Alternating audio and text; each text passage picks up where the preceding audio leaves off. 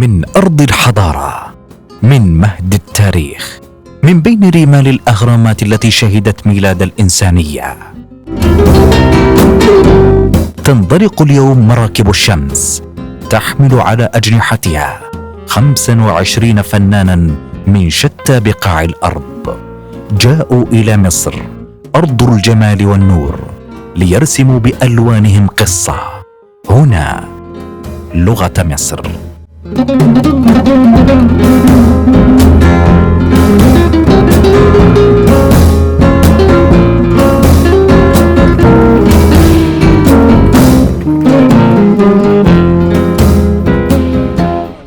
الفن لغة يفهمها الجميع، هي لغة عابرة للقارات، تتخطى الحواجز، تتخطى السدود، يفهمها الإنسان دون الحاجة إلى مترجم.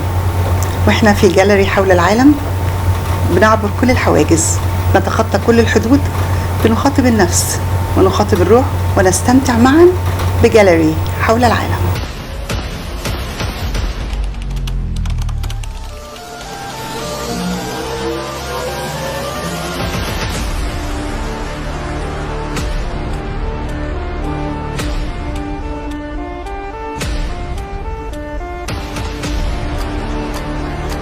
يعتبر إنجاز القرن يعني بالنسبة لحفظ الآثار المصرية القديمة في مكان بالشكل المدهش معماريا كمان والمعاصر.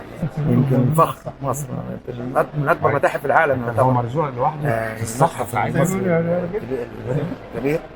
أتمنى أن الجميع يجوا زيارة المتحف، وأنا سعيد النهارده إن أنا سنحتني الفرصة دي يعني قبل الافتتاح إن أنا يعني أطلع على الإنجاز العظيم.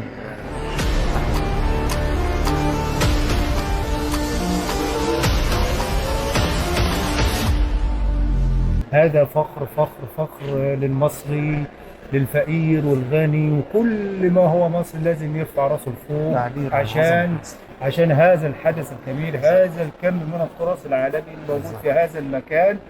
وشكرا لكل من انجز في هذا العمل، وتحيه خاصه للفنان فاروق حسني اللي هو كان المؤسس لهذا الحدث العظيم.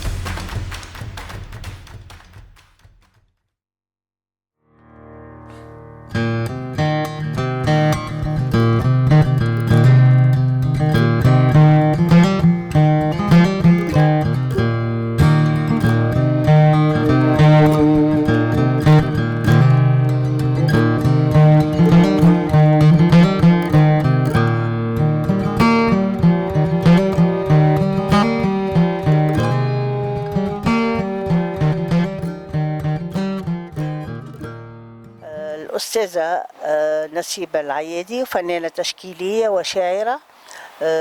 جيت مصر عشان فيه معرض عالمي سادس مرة يعملها الفنان العالمي إسماعيل بكر، وأنا كلنا نشتغل كل واحد حسب ذوقه وحسب فنه وحسب معرفته بالفن.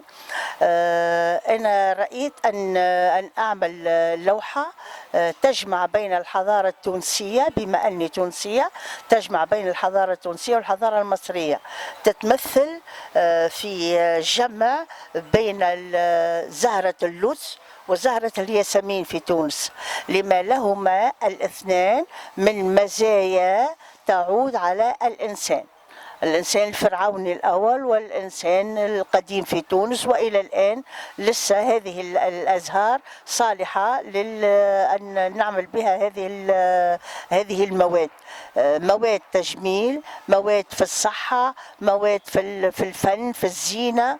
يعني هي زهرات معروفة وقديمة وزهرة اللوس هي معروفة عند الفراعنة، واستعملوها في العديد من زي ما قلت يعني في كل الميادين، ميدان الفن، ميدان التجميل، تجميل المرأة، في الرياحين، في كل شيء جميل.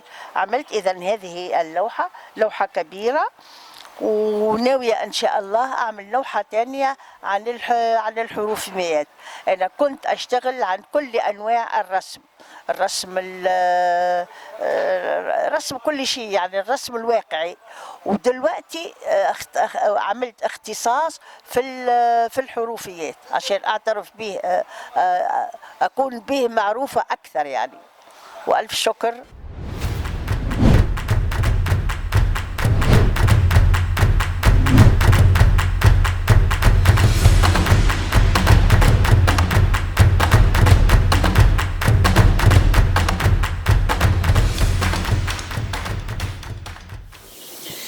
اهلا بيكم معانا في جاليريا حول العالم. فنانتنا النهارده فنانه تونسيه من اصول مصريه، العيله نصها مصري ونصها تونسي. تيجي مصر عشان بتحب مصر، عشان بتحب ترسم في مصر، عشان مصر بالنسبه لها ملهمه حقيقي. مين الفنانه التونسيه اللي بترسم عن مصر وكمان بتكتب شعر عن مصر وقادة مصر؟ معانا النهارده ومعاكم الفنانه نسيبه العيادي. اهلا بيكي معانا. أهلا وسهلا. أنا الفنانة نسيبة زهير العيادي، ابنة المناضل زهير العيادي، عميد الصحفيين، مؤسس النادي الرياضي التونسي اللي بعد أصبح اسمه النادي الرياضي الصفاقسي. صدر عنه هذا الكتاب عن والدك، عن والدي سنة 2024. زهير عيادي ذاكرة نضال في السياسة والصحافة والرياضة. عملنا توقيعه في مصر هنا في أتيليه القاهرة.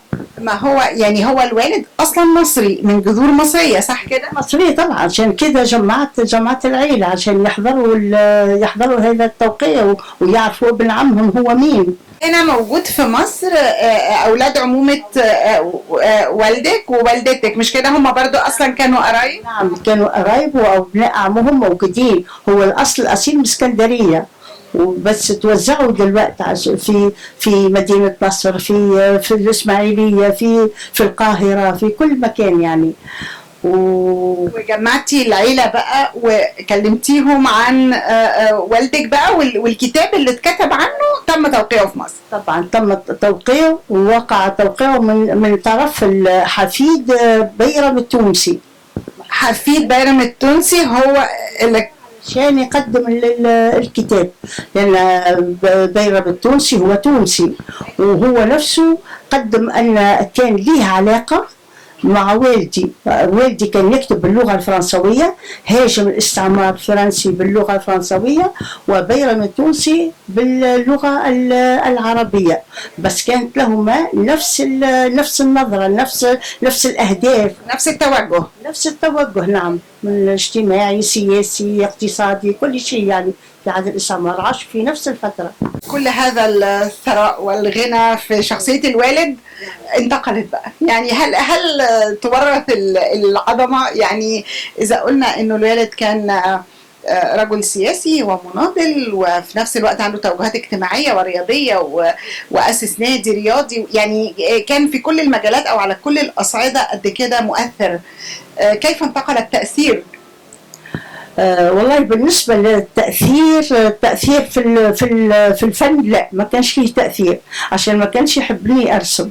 كل مرة أنا كنت أرسم من اللي أنا في الابتدائي، في السنوات الأولى وأنا في الابتدائي كنت أرسم. كنت أحسن مادة بالنسبة لي أنا هي الرسم، وبعدين كنت أرسم صديقاتي والأصدقائي والأبناء عمي كلهم. يعني كل ما تجديه ترسميه، والوالد بقى رجل سياسي جاد ما بيحسس إنه ده نوع من الدلع اللي ملوش لازمة؟ نعم، هو بالنسبة لي مضيعة للوقت يعني الرسم. هو دلوقتي توفي يعني من زمان، بس ما كانش يعرف اللي أنا أصبحت فنانة تشكيلية. يعني بقت كأني عقدة فيا، بقيت هذه الموهبة وهذا الشيء بقى عندي إلى آخر يوم من حياتي. يعني بالنسبة لي أنا الرسم هو الحياة. طب هل شجعتك الوالدة؟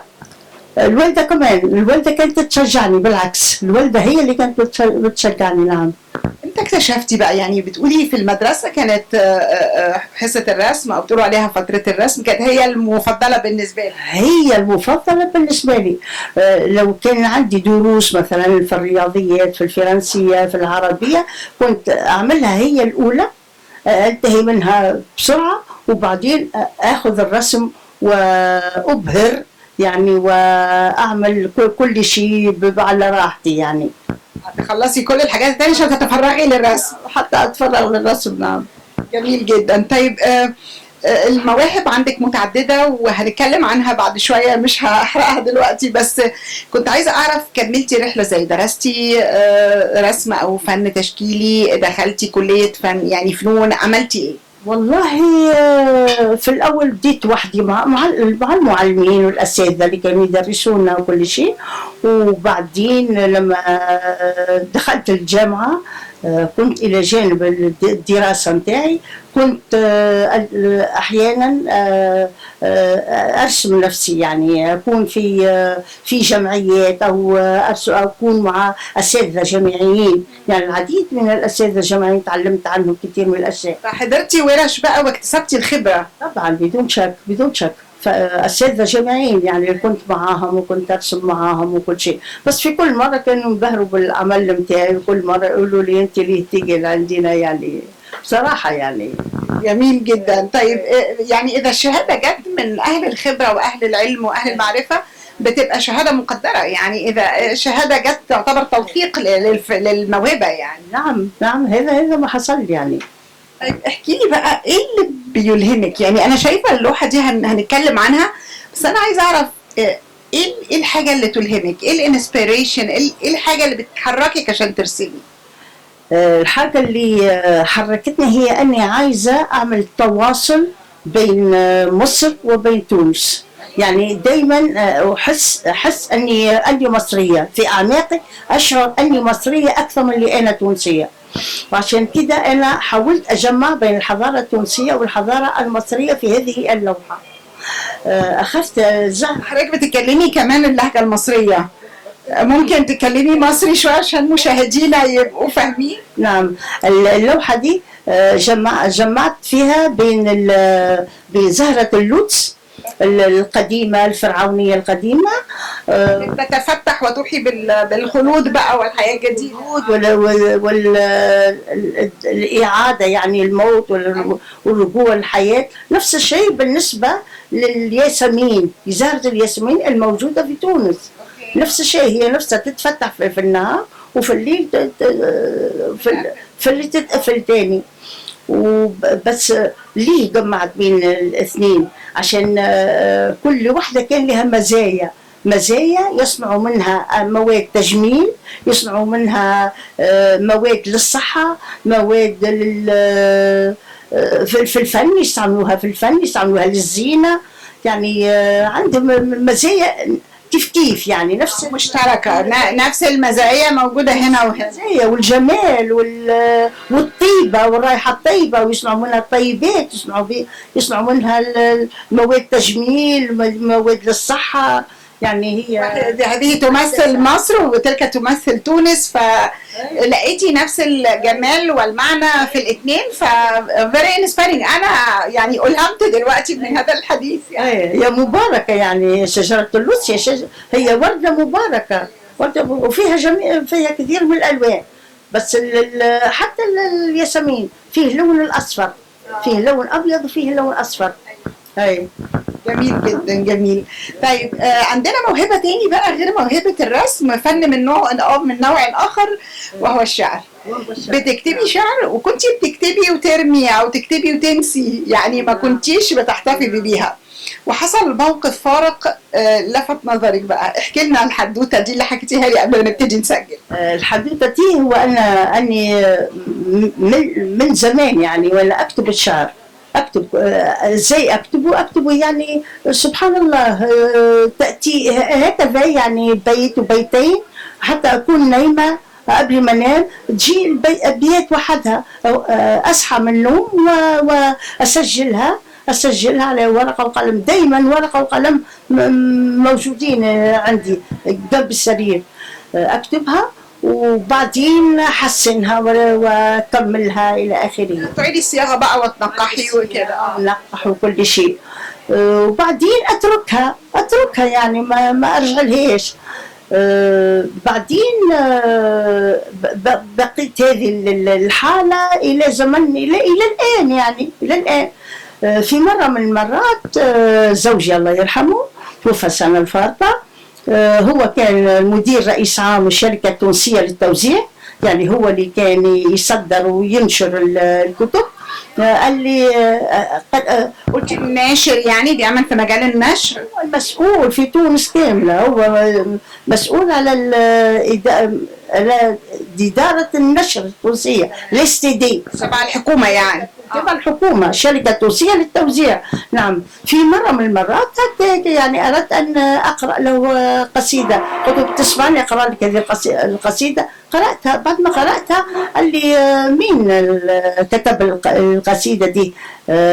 نزار قباني. قلت له لا، ازاي نزار قباني؟ يعني انت اعطيتني قيمة كبيرة للشعر.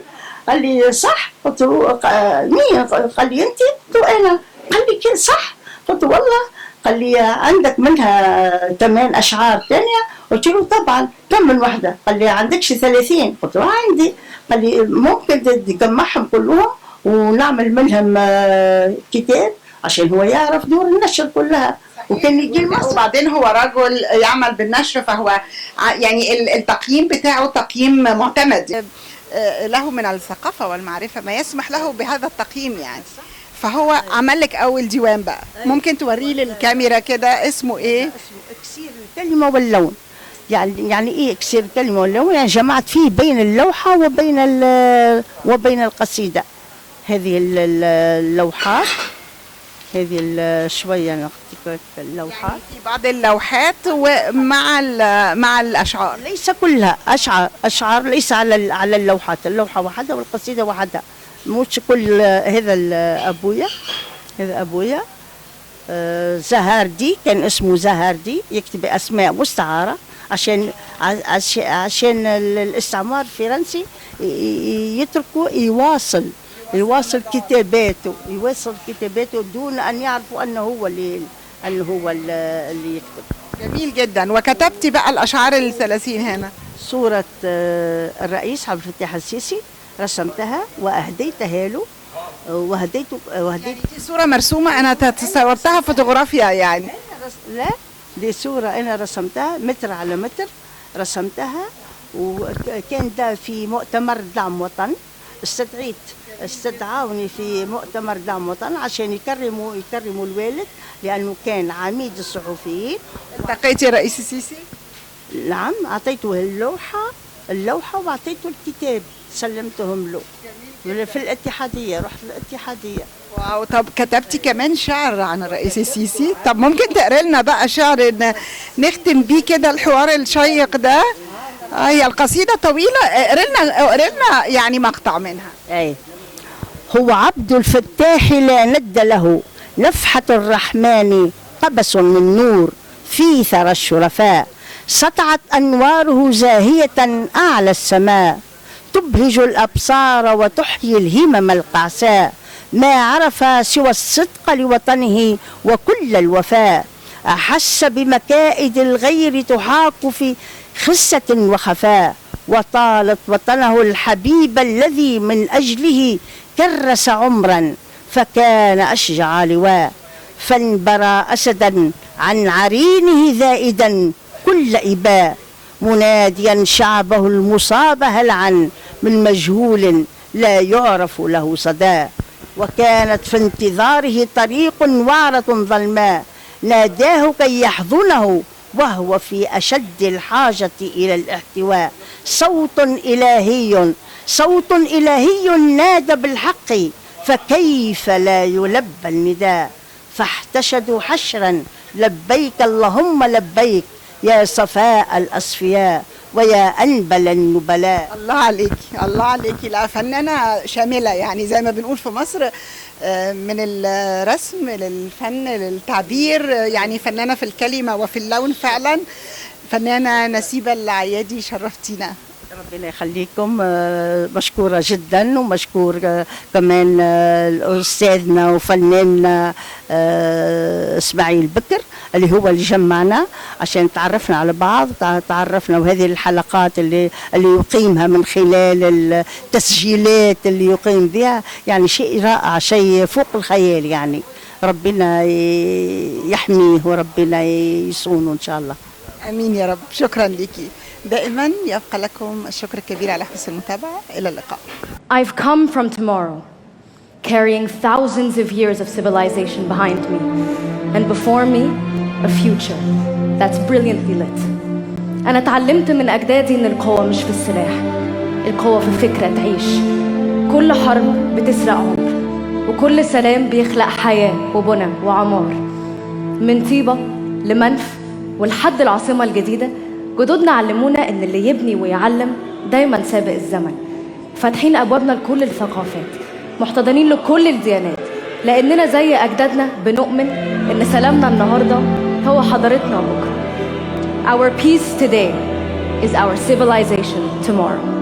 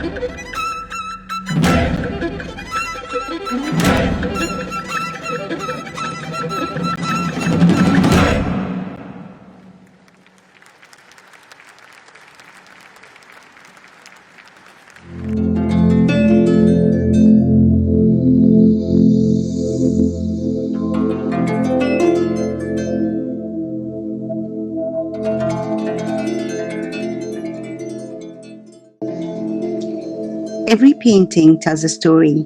Every sculpture is an inspiration. In gallery around the world, we take you on a magical visual journey where spirit and creativity come to life.